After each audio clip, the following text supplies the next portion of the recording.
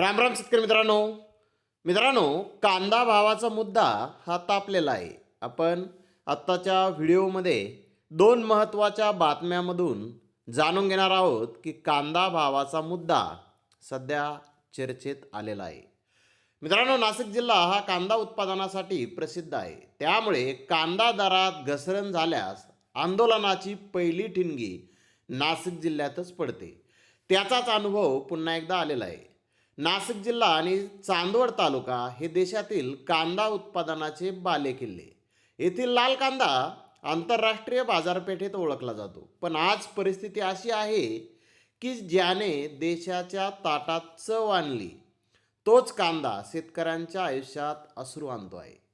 प्रति किलो 7 ते 8 रुपये दर हा दर नाही, हा शेतकऱ्यांच्या कष्टाचा अपमान आहे, असा रोष व्यक्त करीत कांदा उत्पादक शेतकऱ्यांनी चांदवडमध्ये आमरण उपोषण सुरू केले आहे.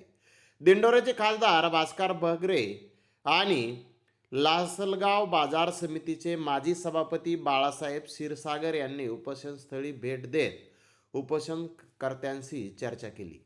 डॉक्टर सयाजीराव गायकवाड, डॉक्टर आत्माराम कुंभारडे, संजय जाधव आणि नितीन आहेर यांच्या नेतृत्वाखाली हे उपोषण सुरू आहे.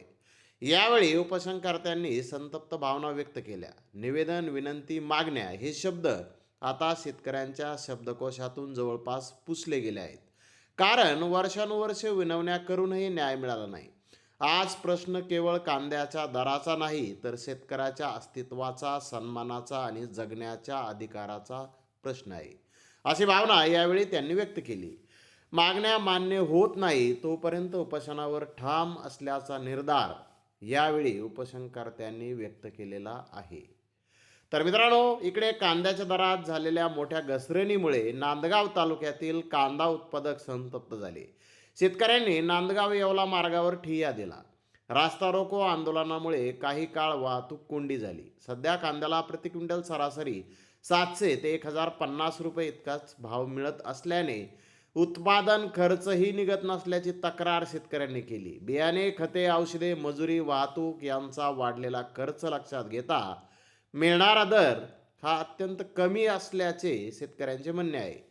परिणामी अनेक शेतकरी कर्जबाजारी होत असून आर्थिक संकटात सापडलेले आहेत.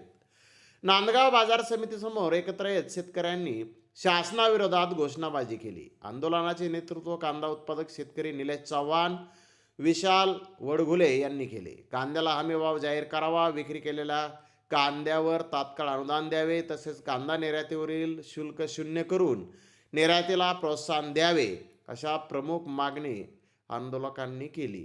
कांद्याचे निर्यात मूल्य शून्य झाले पाहिजे, तरच शेतकऱ्यांना दिलासा मिळेल, अशी भूमिका आंदोलनकर्त्यांनी मांडली. याचबरोबर मका पिकाची अवस्था बिकट असल्याचे शेतकऱ्यांनी सांगितले. मक्याला हमीभावापेक्षा कमी दराने विक्री करावी लागत असून त्यातही उत्पादन खर्च भरून निघत नसल्याने मका उत्पादक शेतकरीही अडचणीत सापडले आहेत. त्यामुळे कांद्याबरोबरच मक्यालाही तात्काळ अनुदान जाहीर करावे, अशी मागणी करण्यात आली. यावेळी पोलीस निरीक्षक दिगंबर बदाने यांनी मध्यस्थी करीत आंदोलन मागे घेण्याची विनंती केली. आंदोलनानंतर शेतकरी प्रतिनिधींनी नायब तहसीलदारांना मागण्यांचे निवेदन दिले. निवेदनात कांदा व मका पिकासाठी अनुदान, हमीभाव आणि निर्यात धोरणात सवलत देण्याची मागणी करण्यात आली आहे. दरम्यान शासनाने तातडीने निर्णय न घेतल्यास आणखी तीव्र आंदोलन छेडण्याचा इशाराही शेतकरी संघटनांनी दिला आहे. रास्ता रोको आंदोलनामुळे नांदगाव येवला मार्गावर वाहनाच्या लांबच लांब रांगा लागल्या होत्या. पोलीस प्रशासनाने घटनास्थळी धाव घेत वाहतूक सुरळीत करण्याचे प्रयत्न केले. शेतकऱ्यांच्या आंदोलनामुळे पुन्हा कांदा प्रश्न ऐरणीवर आलेला आहे. शासनाने तातडीने हस्तक्षेप करून शेतकऱ्यांना दिलासा द्यावा, अशी अपेक्षा व्यक्त केली जात आहे.